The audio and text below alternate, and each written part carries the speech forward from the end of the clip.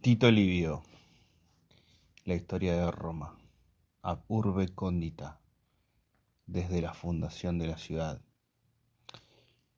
Libro 39, las bacanales en Roma y en Italia.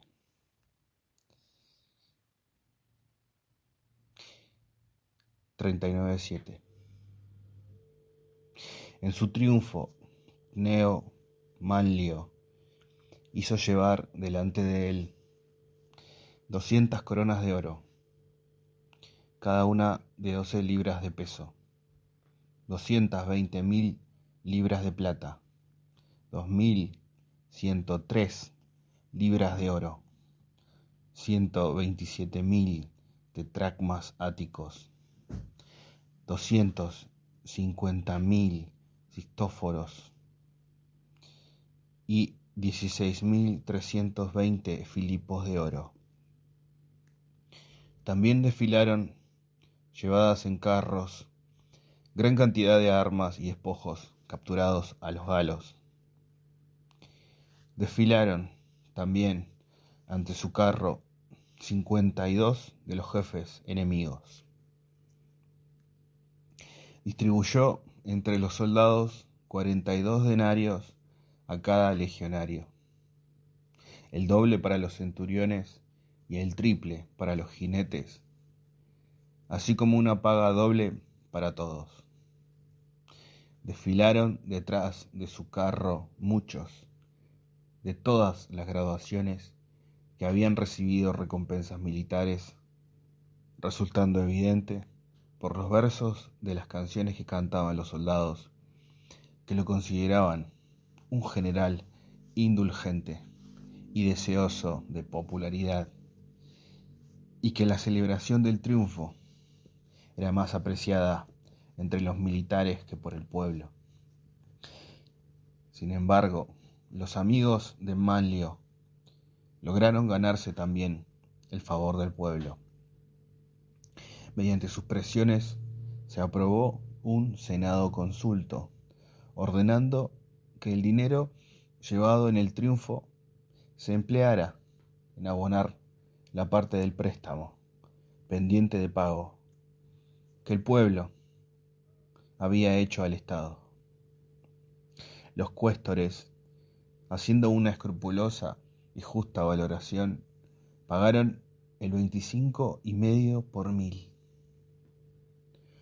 Justo en aquel momento llegaron 2 tribunos militares con cartas de Cayo Atinio y Lucio Manlio, que gobernaban respectivamente en la Hispania Citerior y Ulterior. Al parecer, los celtíberos y los lusitanos estaban en armas y se dedicaban a asolar los territorios de los pueblos aliados. El Senado encargó a los nuevos magistrados la discusión sobre esta situación. Mientras se celebraban aquel año los Juegos Romanos, por Publio Cornelio Quétego y Aulo Postumio Albino, un mástil mal asegurado del circo cayó sobre la estatua de Polencia y la derribó. Polencia, divinidad itálica, al parecer del poder o de la victoria, perteneciente a los dei indígetes. Los nota del traductor. Será dei indígetes, las deidades indígenas, como se les ha llamado, o algo más. Esto se consideró un presagio, decidiendo el Senado que los Juegos se celebraran durante un día más y que se debían erigir 2 estatuas en lugar de la que había caído, siendo una de ellas dorada. Los Juegos Plebeyos fueron prolongados un día más por los ediles Cayo Sempronio Bleso y Marco Furio Lusco. Durante el año siguiente, 186 a.C., sería Los cónsules Espurio Postumio Albino y Quinto Marcio Filipo vieron desviada su atención del ejército, las guerras y la administración de las provincias por la necesidad de sofocar una conspiración interna. Las provincias fueron adjudicadas a los pretores de la siguiente manera. La pretura urbana fue para Tito Menio y la peregrina para Marco Licinio Lúculo. Cerdeña correspondió a Cayo Aurelio Escauro. Sicilia a Publio Cornelio Sila. La Hispania Citerior fue para Lucio Quincio Crispino y la Ulterior para Cayo Calpurnio Pisón. Se encargó a ambos cónsules la investigación de las conspiraciones secretas. El asunto comenzó con la llegada a Etruria de un griego de bajo nacimiento que no poseía ninguna de las numerosas artes que difundió entre nosotros el pueblo que con más éxito cultivó la mente y el cuerpo.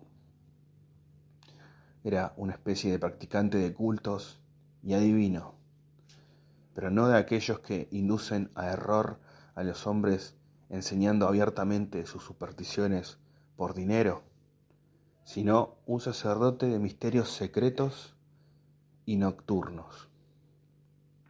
Al principio estos se divulgaron solo entre unos pocos.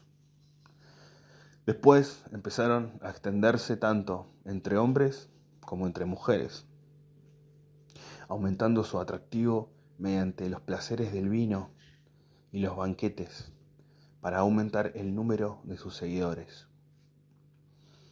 Una vez el vino, la noche, la promiscuidad de sexos y la mezcla de edades tiernas y adultas calentaban sus ánimos, apagando todo el sentido del pudor. Comenzaban los excesos de toda clase, pues estos tenían a mano la satisfacción del deseo al que más le inclinaba su naturaleza. Y no se limitaba el daño a la violación general de hombres libres y mujeres. De la misma fuente salían falsos testimonios, la falsificación de sellos y testamentos, las falsas informaciones y los filtros mágicos y muertes tan secretas que ni siquiera se podía encontrar los cadáveres para darles sepultura. Muchos crímenes fueron cometidos mediante engaños y muchos otros mediante la violencia, que quedaba oculta por el hecho de que, a causa de los gritos y el ruido de los tímpanos y címbalos, no se podía escuchar a los que pedían auxilio entre las violaciones y las muertes. Este mal desastroso se propagó desde Etruria a Roma como una enfermedad contagiosa. Al principio, el tamaño y la extensión de la ciudad permitieron más espacio e impunidad para tales maldades y sirvieron para ocultarlas. Pero, finalmente, llegaron noticias al cónsul y lo hicieron aproximadamente del siguiente modo. Publio Eubucio, cuyo padre había servido en la caballería con montura pública, es decir, pagada por el Estado, había muerto, dejándole huérfano a edad temprana y al cuidado de tutores. Muertos estos también, se había educado bajo la tutela de Duronia, su madre, y de su padrastro, Tito Sempronio Rútilo. Como, por una parte, la madre estaba completamente sometida a su marido y, por la otra, su padrastro había ejercido su tutela de tal manera que no estaba en condiciones de dar cuentas adecuadamente de la misma, deseaba quitarse de en medio a su pupilo, o bien ponerlo a su merced mediante algo de lo que acusarlo. La única manera de corromper al joven eran las bacanales. La madre dijo al muchacho que había hecho un voto en su nombre durante una enfermedad, a saber, que en cuanto se recuperase lo iniciaría en los misterios báquicos. Ahora, comprometida por su voto, por la bondad de los dioses, estaba obligada a cumplir con aquel. Él debía preservar su castidad durante 10 días. Tras la cena del 10º día, una vez bañado en agua pura, ella lo llevaría al lugar sagrado. Había una liberta de nombre Hispala Fenecia, que había sido una famosa cortesana y que no resultó digna de ser liberada, pues, acostumbrada desde su niñez a tal actividad, incluso tras su manumisión, siguió dedicándose a ella. Como sus casas estaban cerca una de la otra, había surgido cierta intimidad entre ella y Ebucio, que no resultaba en absoluto perjudicial ni para la reputación de él ni para su hacienda, pues ella buscaba su compañía y su amor desinteresadamente, manteniéndolo por su generosidad mientras sus padres se lo escatimaban todo. Su pasión por él había ido tan lejos que, una vez muerto su tutor y no estando ya bajo la tutela de nadie, solicitó a los tribunos y al pretor que nombraran un tutor para ella. Entonces hizo testamento nombrando a Ebucio su único heredero.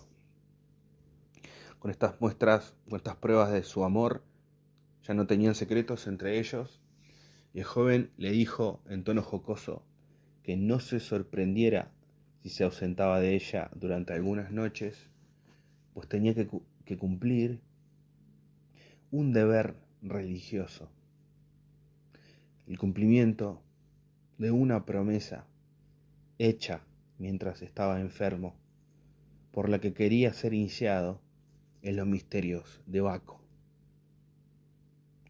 Al oír esto, quedó ella muy perturbada y exclamó: «No lo consientan los dioses. Mejor nos sería morir ambos antes que hagas tal cosa». Lanzó luego maldiciones e imprecaciones sobre la cabeza de quien le hubiera aconsejado así. El joven, asombrado ante sus palabras y su gran emoción, le pidió que cesara en sus maldiciones, pues había sido su madre quien se lo había ordenado, con el consentimiento de su padrastro. «Pues entonces, tu padrastro», respondió ella, «ya que puede que no sea justo acusar a tu madre, tiene prisa por arruinar con este acto tu virtud, tu reputación, tus esperanzas y tu vida». Aún más asombrado, él le preguntó qué quería decir, rogando a los dioses que la perdonaran si, llevada por su amor hacia él, revelaba lo que se debía callar. Le descubrió cuando era una sierva, había acompañado a su ama a aquel lugar de iniciación, pero que nunca se había acercado por allí desde que era libre. Sabía que aquella era oficina para toda clase de corruptelas, teniendo constancia de que en los últimos 2 años no se había iniciado a nadie mayor de 20 años. Cuando alguien era llevado allí, se le entregaba como una víctima a los sacerdotes, quienes lo llevaban a un lugar que resonaba con gritos, cánticos, el percutir de címbalos y tímpanos, de modo que no se podían oír los gritos de auxilio de aquel a quien sometían a violencia sexual. Le rogaba y le suplicaba por ello que se saliera del asunto lo mejor que pudiese y que no se precipitase a ciegas en un lugar en el que habría de soportar y luego cometer toda clase de ultrajes concebibles. No le dejó marchar hasta que él no le hubo dado su palabra de que no tomaría parte en aquellos ritos. Después de llegar a casa, su madre trajo a colación el tema de la iniciación, diciéndole lo que tenía que hacer ese día y los días siguientes. Él le dijo que no haría nada de aquello y que no tenía intención de ser iniciado. Su padrastro estaba presente en la conversación. De inmediato la madre exclamó que él no podía pasar 10 noches fuera de los brazos de Hispala. Tan hechizado estaba por los encantos venenosos de aquella víbora que no respetaba ni a su madre, ni a su padrastro, ni a los dioses. Entre los reproches de su madre, por un lado, y su padrastro, por otro, con la ayuda de 4 esclavos, lo echaron de la casa. El joven, entonces, se marchó a casa de una tía paterna, Ebusia, y le explicó por qué había sido expulsado de su casa. Por consejo de ella, al día siguiente, informó, sin testigos, al cónsulo Postumio sobre el asunto. Postumio le dijo que regresara nuevamente a los 2 días. Al mismo tiempo preguntó a su suegra Sulpicia, mujer respetable y juiciosa, si conocía a una anciana llamada Ebusia, que vivía en el Aventino. Ella le respondió que la conocía como una mujer respetable y de estricta moral a la antigua usanza. El cónsul le dijo que era importante que se entrevistara con ella y que Sulpicia debía mandarle un recado para que viniera. Ebusia vino a ver a Sulpicia y el cónsul, entrando como por casualidad, llevó la conversación hacia Ebusio, el hijo de su hermano. La mujer estalló en lágrimas y comenzó a lamentarse de la desgracia del joven, a quien habían despojado de su fortuna los que menos debían haberlo hecho. Estaba, dijo, en su casa en aquellos momentos, pues su madre lo había echado porque el virtuoso y respetable joven había rehusado, que los dioses me perdonen, ser iniciado en unos misterios obscenos, según se decía. Considerando el cónsul que había comprobado lo suficiente sobre el testimonio de Ebusio y que la evidencia era fiable, despidió a Ebusia y pidió a su suegra que mandara llamar a Hispala, una liberta muy conocida en el Aventino, pues había ciertas cuestiones que deseaba preguntarle también a ella.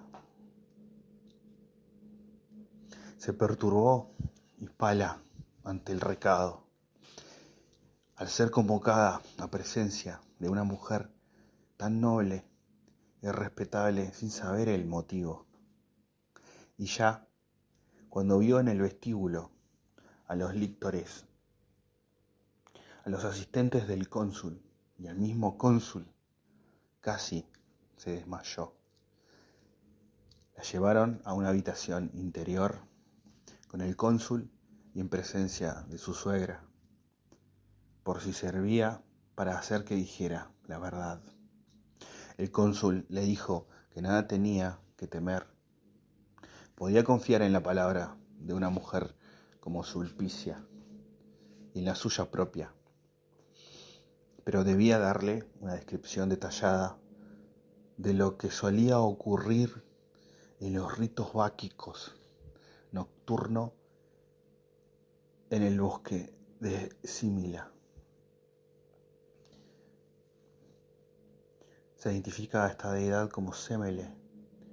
Dicho bosque estaba entre el Aventino y la puerta Trigémina, cerca del Tíber. Nota del traductor. Al oír esto, la mujer fue presa de tanto miedo y tales temblores en todos sus miembros que no pudo abrir la boca en bastante rato.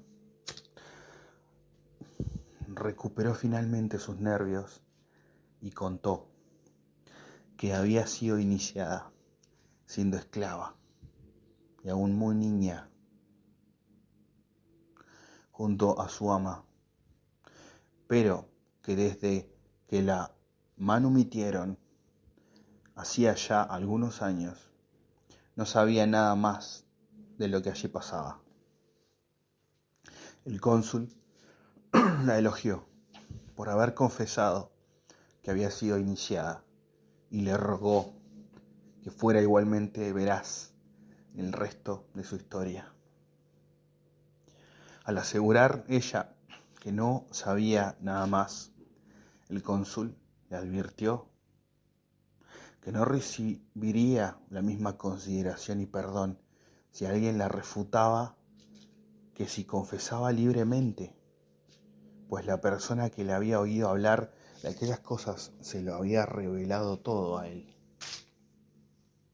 La mujer, totalmente convencida, y con razón, de que era Ebucio el informante, se arrojó a los pies de Sulpicia y le imploró que no permitiera que una conversación entre una liberta y su amante fuera considerada como un asunto no solo grave, sino incluso capital.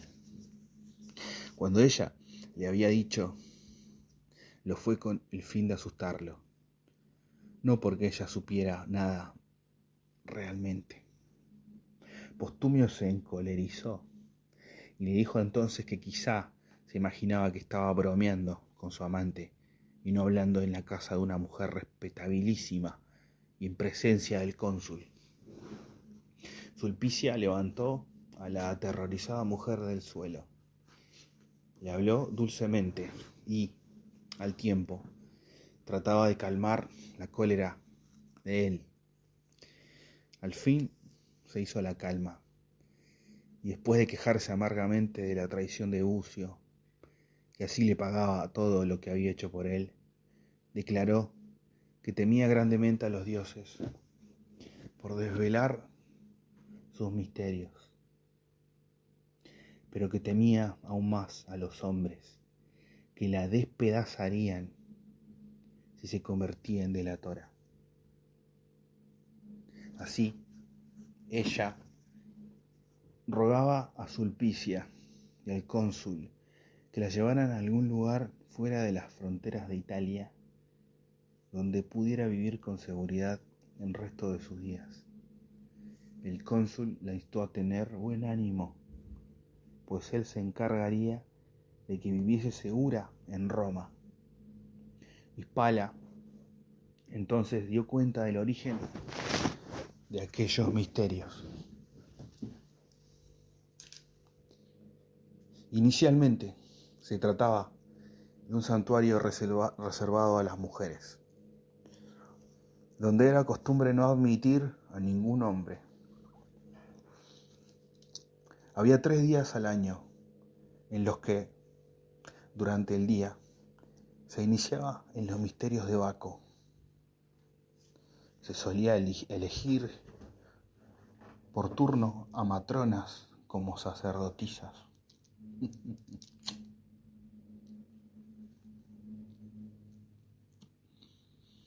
Matronas.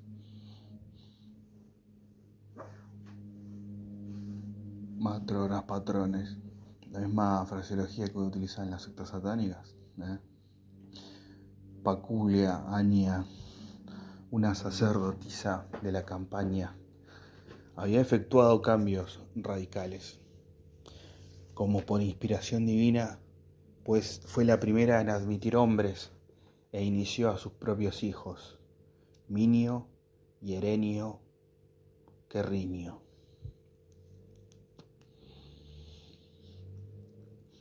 O Serrinio. Al mismo tiempo, hizo que el rito fuera nocturno y que en vez de 3 días al año se celebraran 5 veces al mes. Una vez los misterios hubieran asumido aquel carácter promiscuo, con los hombres mezclados con las mujeres en licenciosas orgías nocturnas, no quedó ningún crimen y ninguna acción vergonzosa por perpetrarse allí. Se producían más prácticas vergonzantes entre hombres que entre hombres y mujeres. Quien no se sometiera al ultraje o se mostrara remiso a los malos actos era sacrificado como víctima. No considerar nada como impío o criminal era la misma cúspide de su religión. Y los hombres, como posesos, gritaban profecías entre las frenéticas contorsiones de sus cuerpos. Las matronas, vestidas como bacantes, con los cabellos en desorden, se precipitaban hacia el Tíber con antorchas encendidas. Las metían en las aguas y las sacaban aún encendidas, pues contenían azufre vivo y cal. Los hombres ataban a algunas personas a máquinas y las echaban en cuevas ocultas, y se decía por ello que habían sido arrebatadas.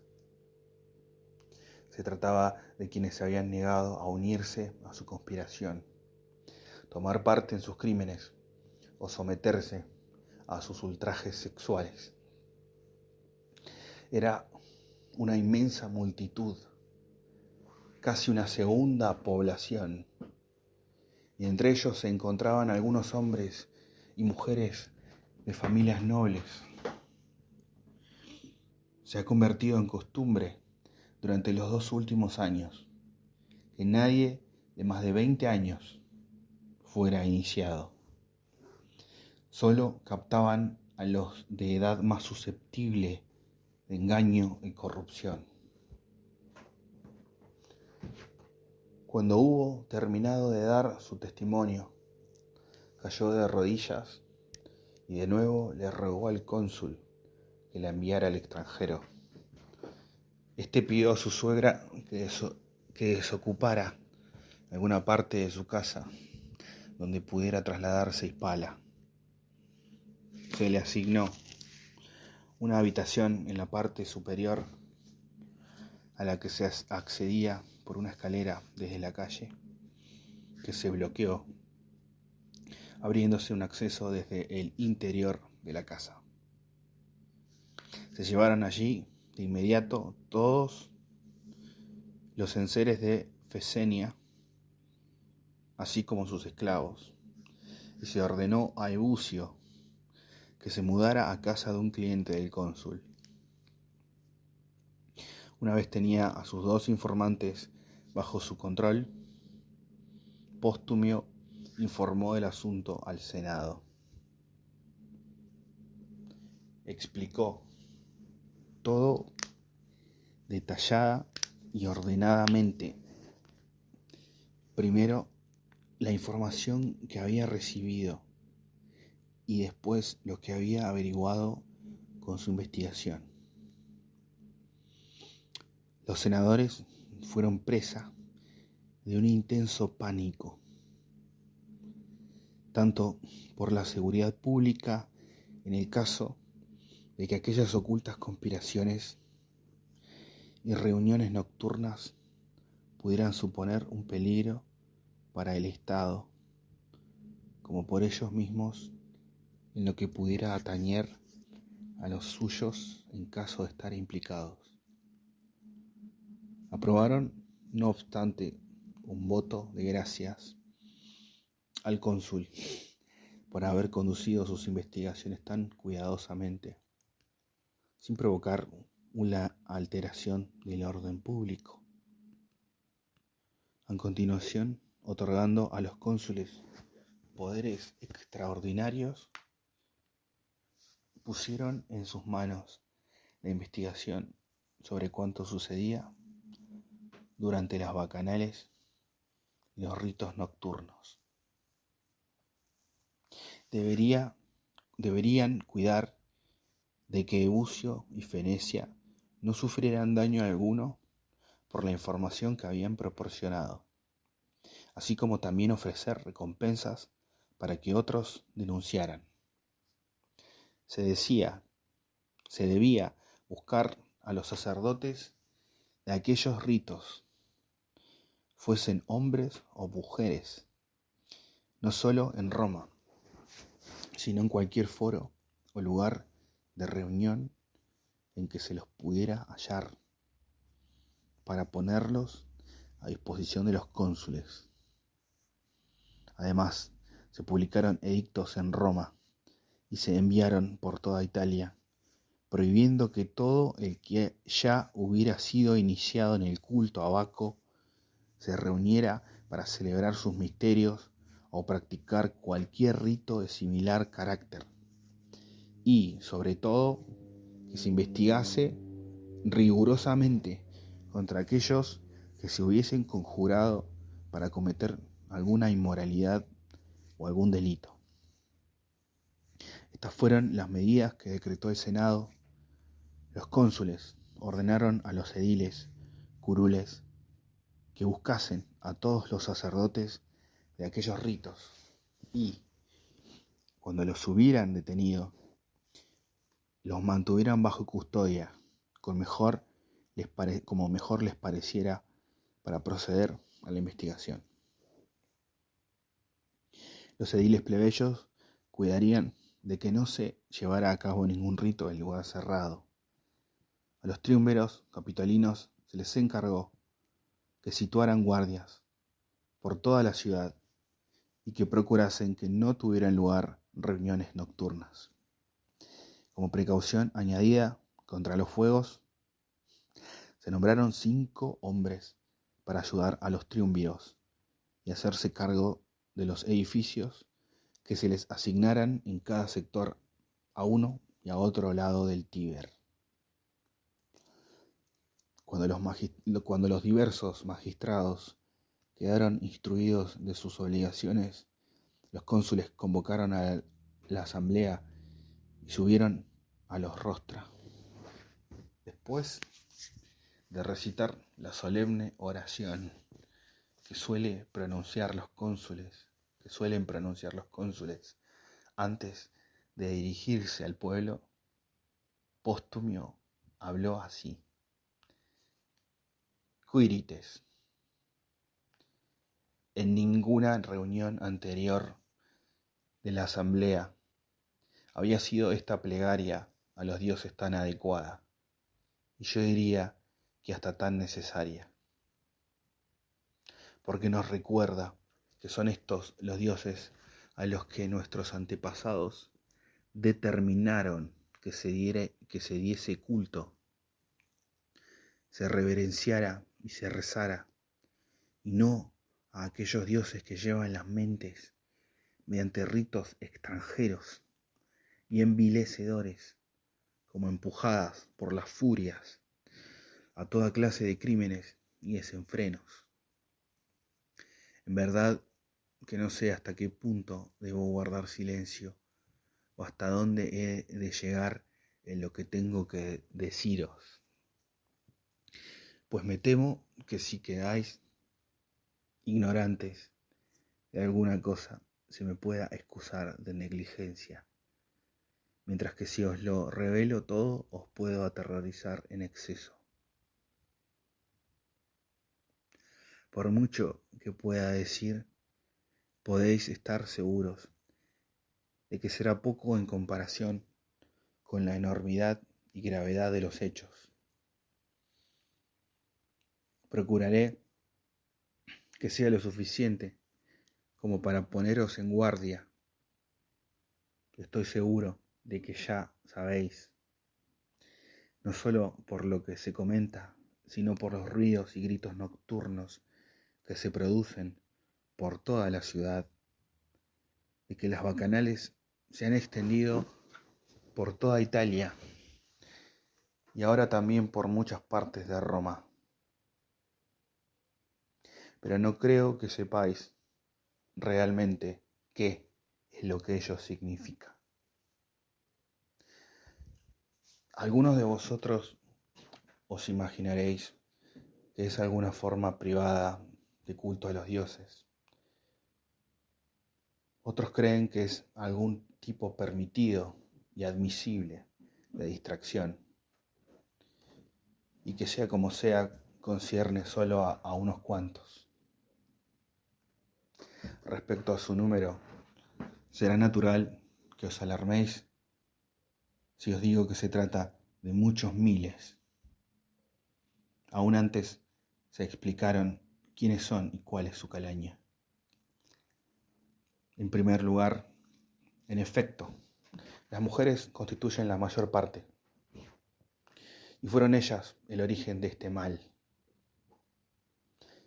Están luego los hombres, totalmente afeminados, cometiendo y recibiendo las mismas perversiones, exaltados y desenfrenados, fuera de sí por las noches sin sueño, por el vino, los gritos y el alboroto nocturno. La conspiración no tiene aún ninguna fuerza, pero su número se incrementa rápidamente día a día y su fuerza es cada vez mayor.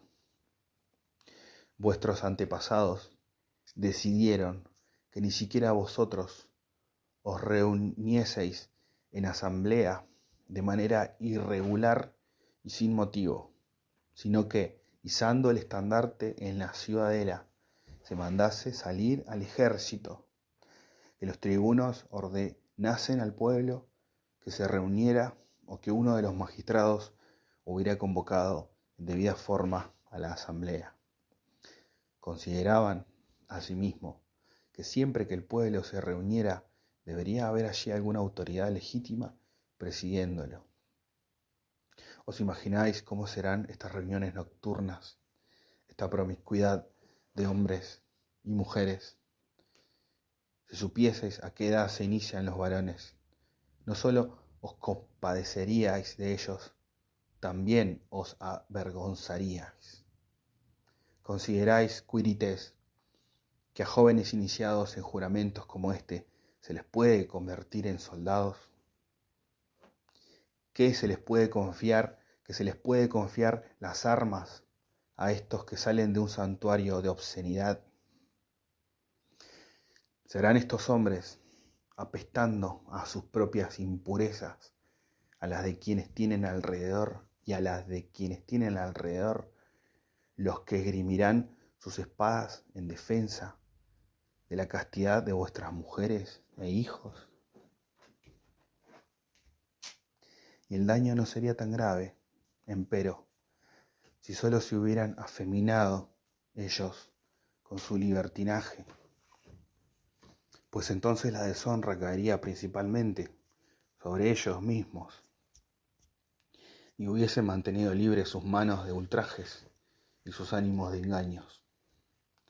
Nunca ha habido un mal tan grave en la República, ni que afectara a un número mayor de personas o que haya causado más crímenes. Podéis estar completamente seguros de que todos los delitos producidos en estos últimos años, en forma de lujuria, traición o crímenes, han tenido su origen en aquel santuario de ritos profanos. Y aún no se ha rebelado contra las maldades para las que han conspirado. Hasta ahora, su impía asociación se limitaba a crímenes individuales, pues aún no tiene fuerza bastante para destruir la república. Pero la maldad sigue infiltrándose sigilosamente, creciendo día a día. Ya es demasiado grande como para limitarse a los intereses privados y apunta al Estado. A menos que toméis precauciones, Quirites.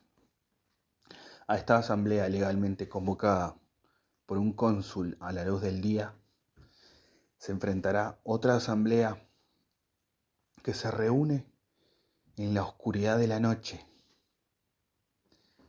Por ahora, desunidos, ellos os temen a vosotros, unidos en asamblea, pero en cuanto os hayáis dispersado hacia vuestros hogares y granjas, se librarán la suya y tramarán su propia seguridad y vuestra ruina. Será entonces vuestro turno, separados como estaréis, de tener su unión. Debéis, por tanto, rezar, cada uno de vosotros, porque vuestros enemigos hayan conservado su sensatez.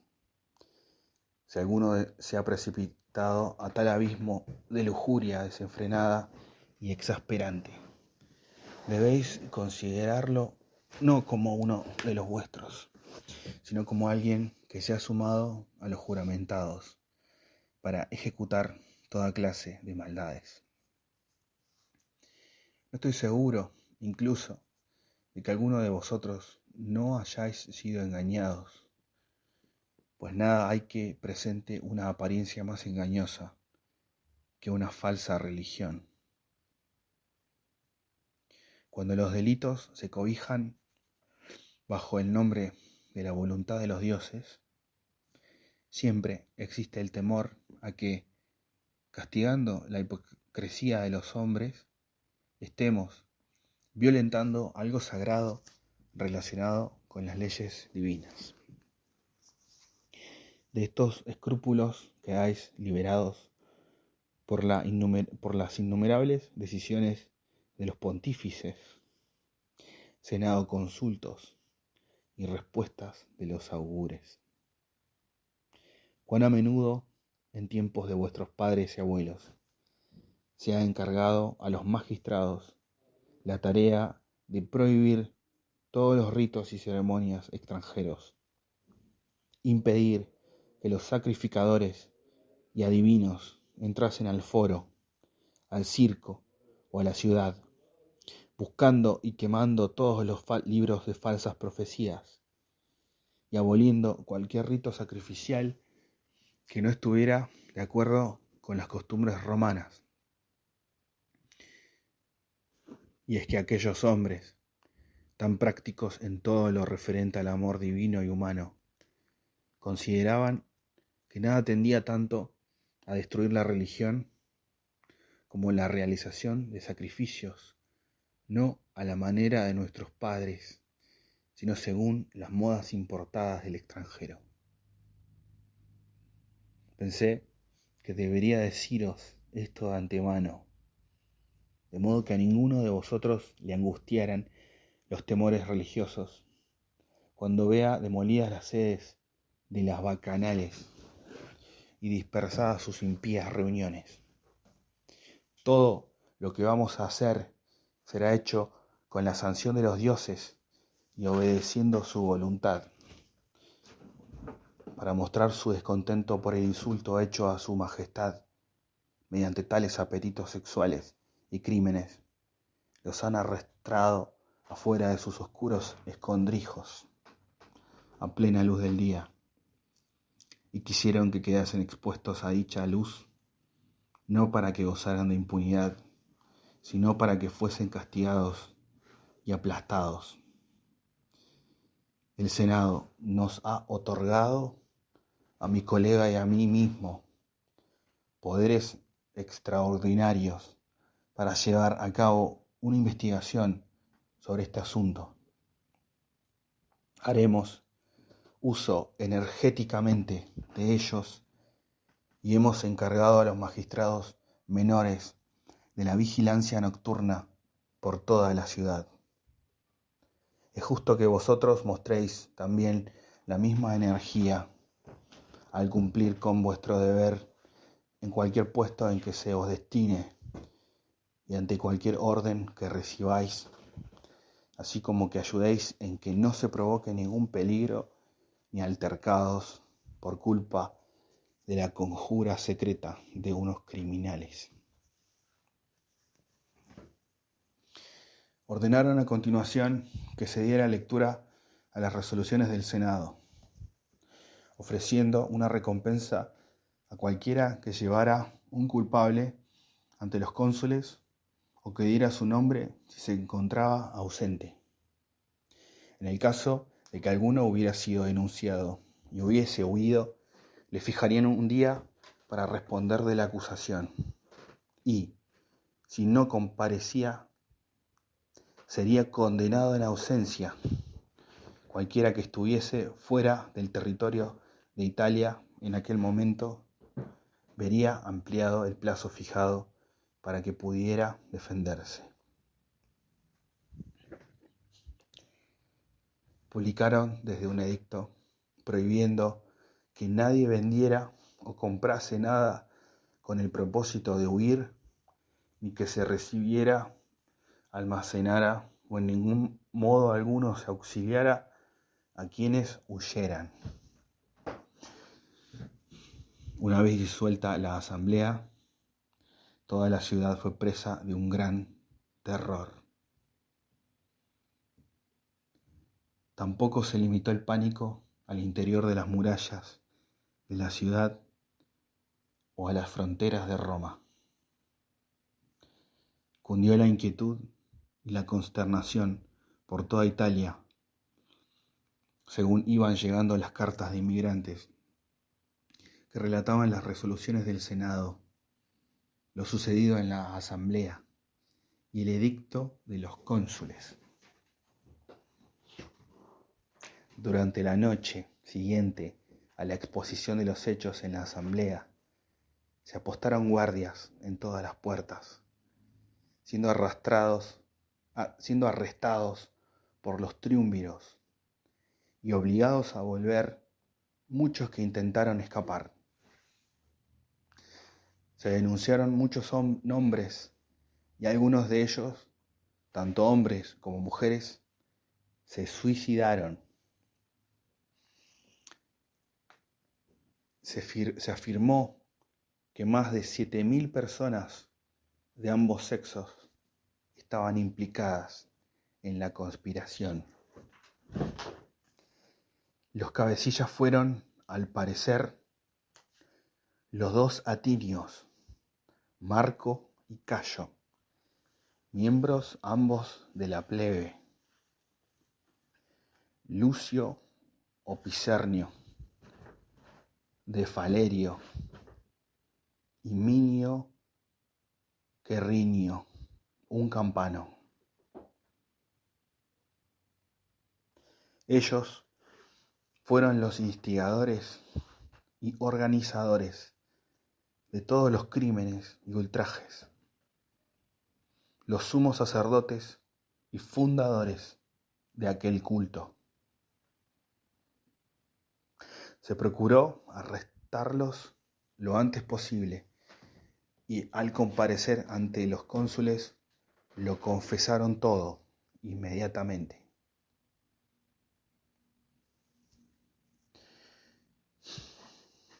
Fue tan grande, sin embargo, el número de los que huyeron de la ciudad que, al quedar sin efecto las incautaciones y acusaciones, y viéndose obligados los prétores Tito Menio y Marco Licinio, por intervención del Senado, a aplazar sus juicios 30 días para permitir a los cónsules completar sus investigaciones. Debido al hecho de que las personas cuyos nombres estaban en la lista no respondieron a la citación y no se les encontró en Roma, los cónsules tenían que visitar las poblaciones rurales, investigar y juzgar sus casos en ellas.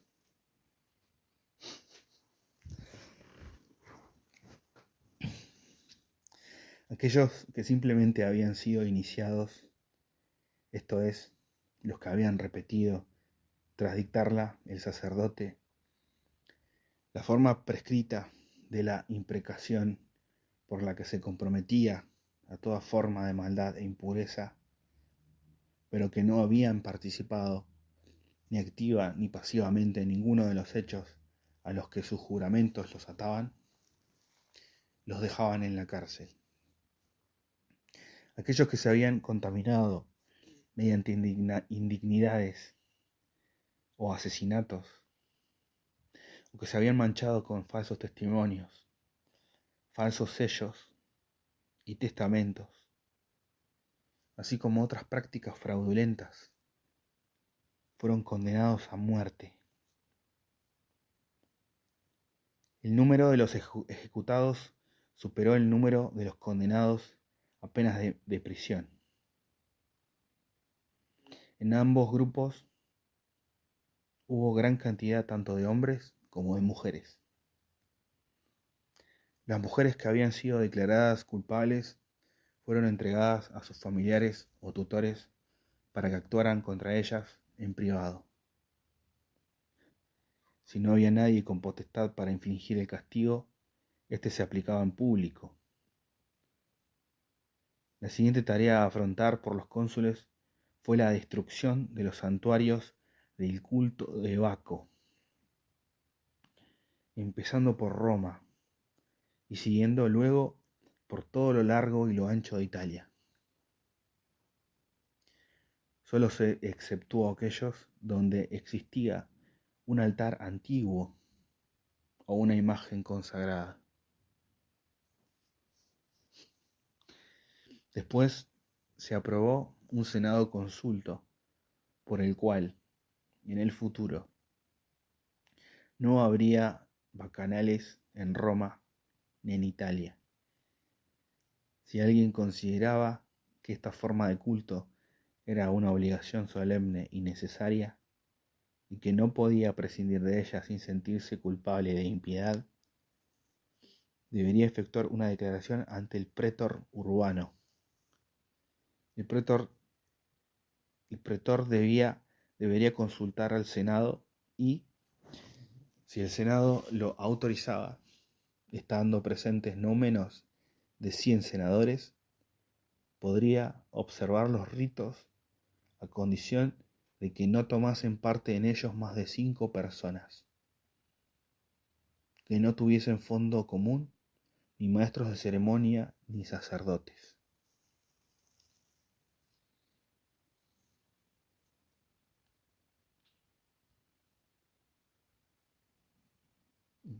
En una nota al pie se habla del hallazgo del siglo XVII de una pieza de bronce con el título Senatus Consultum de Bacchanalibus. El cónsul Quinto Marcio presentó otra propuesta relacionada con esto y que fue objeto de un decreto, a saber, los casos de quienes los cónsules habían empleado como informantes. Se decidió que se dejaría la cuestión para ser tratada en cuanto Espurio Postumio hubiera cerrado su investigación y estuviese de regreso en Roma. El Senado decidió que el campano Minio Serrinio fuera enviado a Ardea para ser encerrado, advirtiéndose a sus magistrados que lo mantuvieran bajo estrecha vigilancia para impedir no solo su fuga, sino cualquier intento de suicidio. Espurio Postumio regresó a Roma bastante después. Presentó a discusión la cuestión de las recompensas que se debían otorgar a Publio Ebucio y a Hispala Fesenia, pues gracias a su ayuda se habían podido descubrir las bacanales. El Senado decidió que el pretor urbano entregaría a cada uno de ellos 100.000 haces del tesoro y que el cónsul debería acordar con los tribunos que se propusiera a la plebe, a la primera oportunidad, que Publio Bucio quedara exento del servicio militar, y que no se le obligara, a menos que él lo deseara, a servir ni en infantería ni en caballería. Se concedió a Fesenia el derecho a disponer de sus propiedades como le pareciera, a casarse fuera de su gens y a elegir a su propio tutor, como si se le hubiera asignado un marido mediante su testamento. Tendría también libertad para casarse con un hombre nacido libre, sin que ninguno que se casase con ella sufriese merma en su reputación o posición. Y aún más, los cónsules y prétores, entonces en activo, así como aquellos que les sucedieran, cuidarían que no se infligiera ningún daño a la mujer, sino que viviera con seguridad. Estas propuestas eran las que el Senado consideraba justas y deseaba que se procediera de aquel modo. Todas ellas fueron presentadas a la plebe, resultando confirmada la resolución del Senado en lo referente a la inmunidad y recompensas de otros informadores.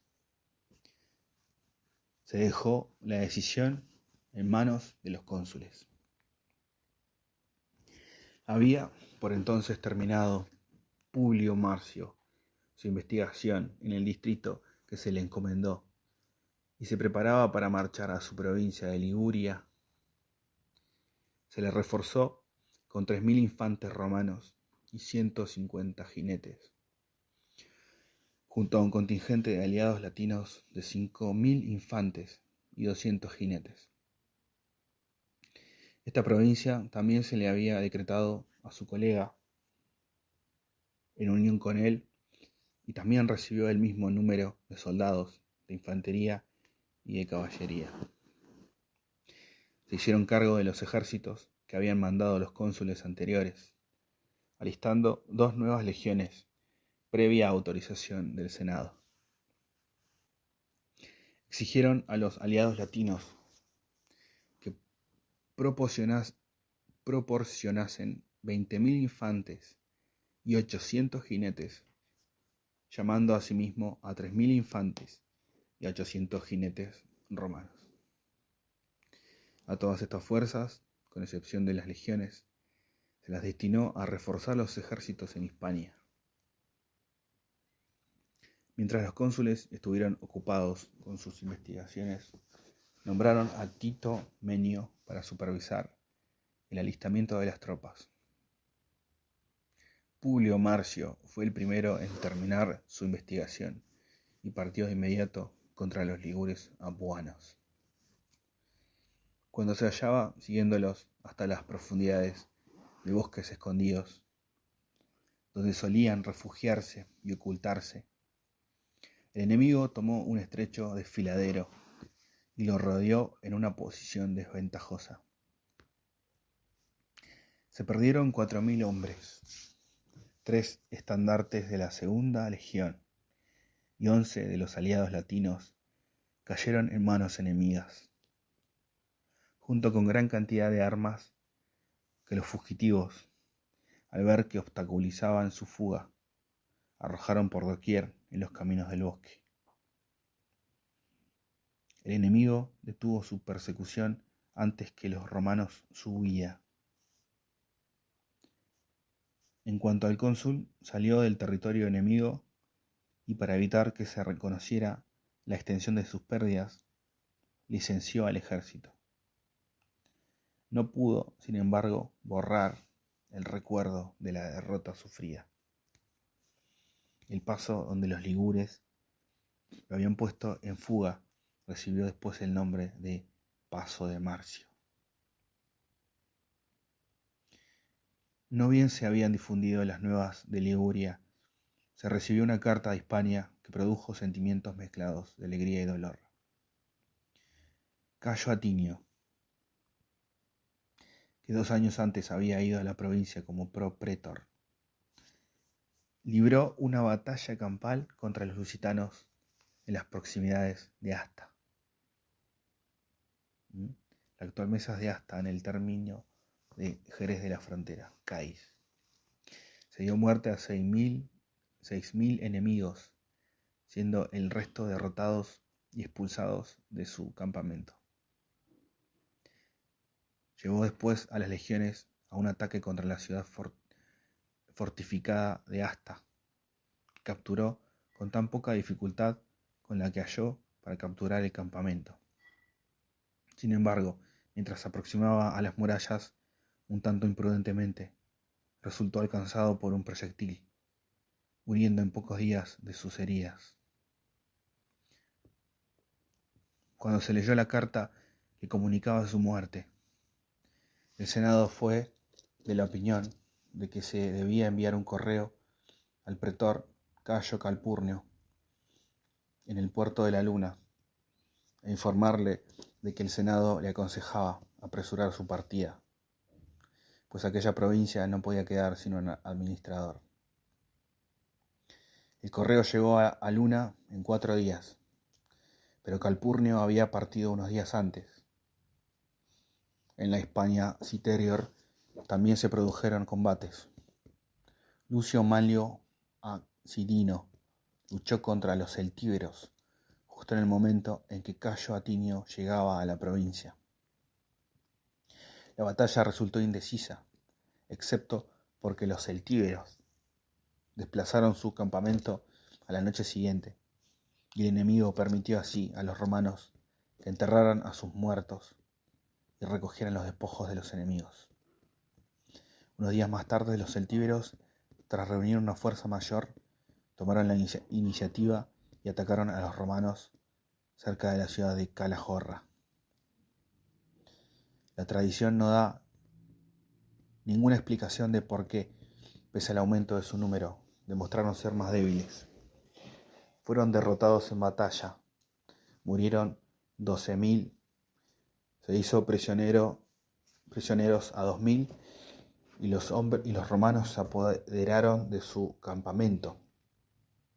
Si su sucesor no hubiera detenido el victorioso avance de Calpurnio, los celtíberos habrían sido sometidos.